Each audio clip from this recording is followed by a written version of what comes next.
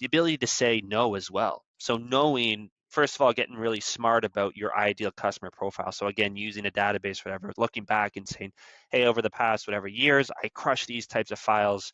It's a and you can get really specific because there's no shortage. Even in the most narrow niche can have a pretty good depth in any market, but Canada included.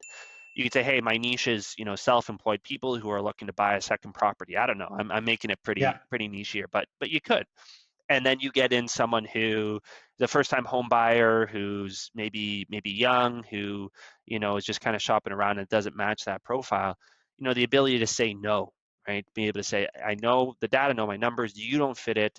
Having, I guess, both that analytical confidence, but also just that people skills to say, hey, do you know what, I really appreciate the referral. Maybe it was a referral. Don't think it'd be a fit here. I can recommend A, B, and C.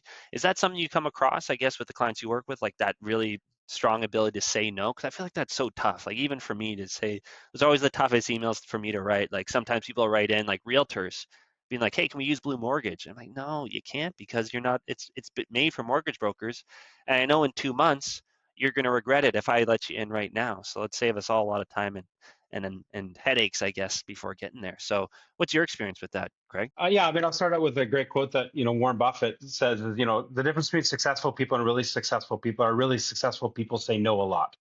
And so it's really Okay. focusing. Yeah. And so getting to say no a lot and protecting your time, you really need to. I go back to the numbers. The numbers will tell you because what you feel versus what reality is two different things. And it changes on a day to day Yes. basis, Yes, right? completely. And Yeah. I mean, Yeah. I'll tell this happens all the time where I have a broker who's crushing it. So I have brokers who are having phenomenal first quarters, doing really, really well. And then they have a week where they get beaten down, they lose 3 deals to the bank or whatever it is. And I talk to them that week and they're like, the sky is falling. I got this I business sucks to do I'm whatever, leaving. Yeah, I'm going right? to And so it's like talking them Yeah. off the ledge. And so, Yeah. but then we always go back to like, what do the numbers say?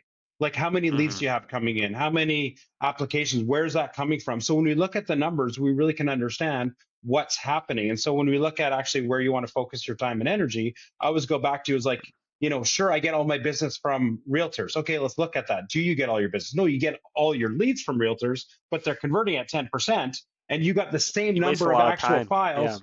Correct, Yeah. right? And so maybe you should cut out these 3 realtors, not all of them, but maybe you should relook at that and have a conversation and say, right now I'm overwhelmed, whatever, Yeah. and have that conversation, the difficult conversation of I don't want any more of your leads, or you need to Yeah. pre-qualify. So that's what I really look at, is not say no to them, is say, what Right. can we do differently in the process that can help us Yeah. streamline those leads to make them better, so there's actually worthwhile for both myself and you to be able to have a conversation Yeah. with them.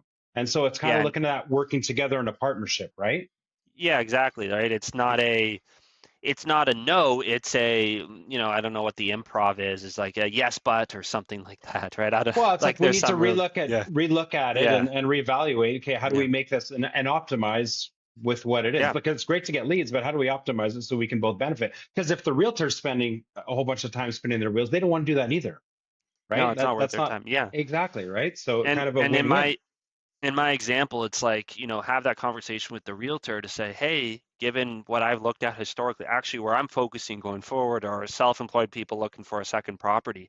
And they could turn around and be like, why didn't you tell me that earlier, right? I have a lot of those, but I didn't think you wanted them. Okay, right? Like we can rejig this, right? So yeah, it's about, I think, having that transparency.